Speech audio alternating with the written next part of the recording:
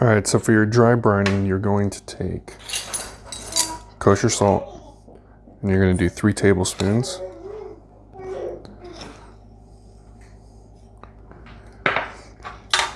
And then you're going to take baking powder.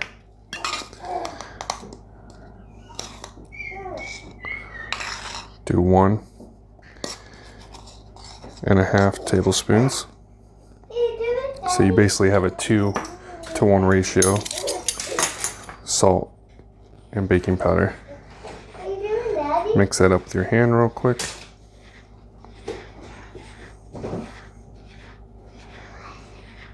And it'll look like that. That's going to go on the outside of your chicken. That's what the actual brine is. But at the same time, you can season the meat of the chicken while it's brining. And so I use granulated garlic. And you're going to use about a tablespoon of that. You can measure it if you want. Coarse black pepper. Same thing. Tablespoon. And then this is dried thyme. Tablespoon of that. And then again, just mix it up real good. You're doing that. And what you're going to do with this is this is actually going to go under the skin. That way it's flavoring the meat while the meat is sitting. And all the salt and stuff you put on the outside, you're actually going to rinse off before you cook it. So it may seem like a lot, but you're going to rinse it off, so it won't really make a difference. Daddy? Okay, so for spatchcocking your chicken, what you're going to do, take a baking sheet, and this is what it's going to sit on while it's in the fridge, and then you can roast it on that right after as well. Yeah. Cut it open. Yeah, it's open. Don't mind my 3-year-old narrator here.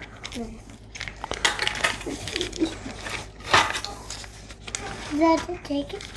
Yeah, this is the chicken. And then once you get it out of the packaging, however yours is packaged.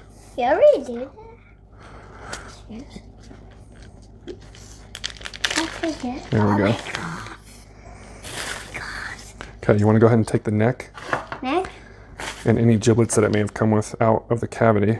We got liver right there. Start spatchcocking this. So on your chicken, you've got breasts up top, your drums, your wings on the bottom. Now where you need to do is flip it over, and you'll see you'll have the tail here. So you can go ahead and take your kitchen shears, cut that tail off because you don't need it, it's just going to get in the way. Now on this side, you can see the neck. There'll be a little bit of that left at the end. And so what you're going to need to do is grab a hold of that neck and use your shears and cut right down the side. Yeah. And what you're doing is you're just going to separate the spine from the back of the rib cage. And right here is where you're going to hit the thicker bone, so you got to kind of really wrench on it. And then once it cuts through, it's nice and easy. And then you just repeat that on the other side. And you can flip it open to get the rest of that spine out. And once you have that out, this is good for making chicken stock and such. You can roast this with the bird along with the giblets, and then put it in a pot with, you know, essentially a mirepoix with garlic, onions, celery, a little bit of carrot, and you can make a really nice broth for, you know, soup for the leftover chicken that you have after you roast it. So once you take the spine out, you see it'll kind of flay open. So you're going to flip it over. So you have breast side up now. And then you're going to push down nice and hard here on the breastplate. And you'll hear it snap. Once it snaps, you can see it's nice and flat. And this is what's going to help it cook a lot more evenly than if you were to, you know, leave it whole. And it's also going to make it cook a lot faster too. And then I go ahead and just clip off the wing tips if they're still on there. And then the next thing is to go ahead and dry it off, because you don't want all the moisture from the juices on there, because the whole point of the dry brining process is to pull that moisture out so that it crisps the skin and keeps the meat from losing all of its juices when you're cooking it. So you're going to just pick that bird up, wipe up anything that's on there, I'm going to go ahead and leave those down there to pick up any moisture underneath while I pat dry the top of the bird.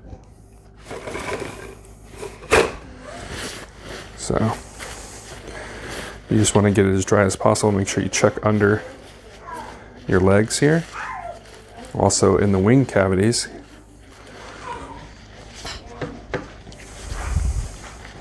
And you just want to get it nice and dry. Now your chest cavity is not quite so important. You really want to get that skin dry because the dry skin is what's going to give you that beautiful crispy brown skin after it dry brines. So now you can go ahead and lift your bird up. Take away the paper towels. Wipe up anything you may have at the bottom that might be large pockets. And then now, there you go. That is a beautiful spatchcock bird. So now I'm going to show you what I do with the seasonings. First thing you want to do is get your fingers and get them underneath the skin to separate the skin from the actual breast meat. And what this is going to do is make a nice pocket for you to put seasonings into. And then before you roast it, you can actually jam some butter in there like I had told you last time. And so just want to get that seasoning in there. And you'll notice we don't put any salt in this because you're going to have plenty of salting with the brining process. Make sure you do the same thing here at the thigh joints.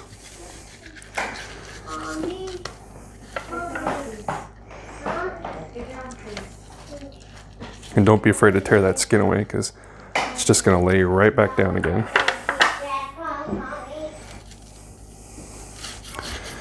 Kind of shove it back there. It doesn't need to be perfect because you got to remember it's going to be sitting there for a while.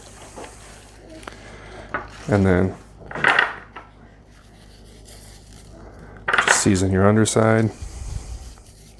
Now anything you put on the underside is going to end up getting washed off when you wash off the salt from the brine. But in the meantime, it's going to give some flavor on that backside where all that membrane is, which is really important. That way you can get flavoring into the underside of the chicken where it's a little more difficult to get flavoring into. So there you go, you can see. Doesn't need to be real pretty or anything, just get it in there. Alright, so once you have that seasoning jammed in there, and you don't have to do that, you could totally just do the dry brine and then before you roast it, after you rinse and dry it, put whatever seasoning your family likes on top with a little bit of olive oil or something, and it's going to crisp up real nice. So next you want to take your baking powder salt mix and you just want to sprinkle it all over, again making sure you're getting into all of your little folds and everything. And what this does is this pulls all the moisture out of the skin here. And you'll see it's actually going to change the color of like your bony areas. So like here where you can see the tip of the drumstick, this here is all going to turn like a bright red. And that tells you that you did it correctly. And when you put this in the fridge, you're not going to cover it because you don't want moisture to get trapped in between the chicken and anything else. You want that moisture to be able to leave the chicken skin off into the air. So, and then what you can do is flip it and just throw whatever you have left down on the bottom. Because there's no skin, it's not quite as important. And it's quite difficult to penetrate that membrane anyways. Pick up any little extra bits you got here, throw it on the bottom. Now this amount works really good for about a 6-pound bird. Now if you have a smaller bird, you don't want to use all of it because it will make that meat salty, which is obviously not what you want. You want that meat as juicy as it can be.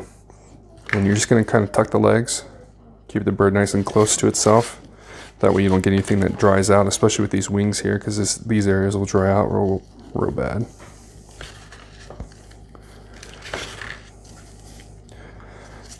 And then there you have it. Now what you're going to do is you're going to put this into a fridge, uncovered, for 24 hours. You can do it up to 3 days.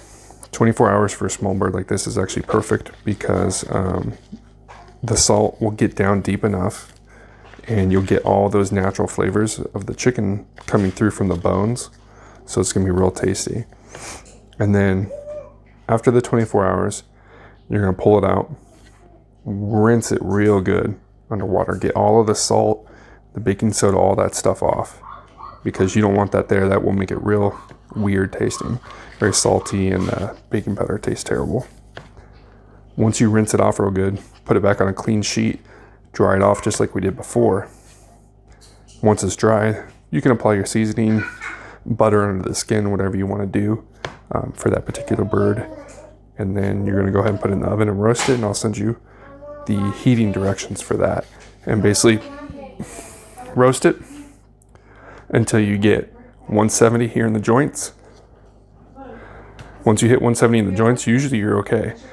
But if you have a thermometer, also check the breast too. And usually you can tell because the joints won't stick together anymore. So you can go like this, and I mean, this drumstick's gonna cut and just separate. You'll see when this bird is done after it's roasted, the meat's gonna just fall away from each of the joint areas, and the breast is just gonna be juicy, as long as you don't overcook it. So make sure that your breast meat hits 165 and that your dark meat here in your thighs and your drum hit at least 170, because there's a lot more blood in these areas because of the joints. So you want to make sure that that cooks fully so you don't have anything undercooked. Now, if you pull it out and you find that these are undercooked, that's fine. Just don't eat them that night. Save them for another meal. We've had to do that a few times, you know. It starts getting a little late. As long as your breasts are cooked, you can eat your breasts that night.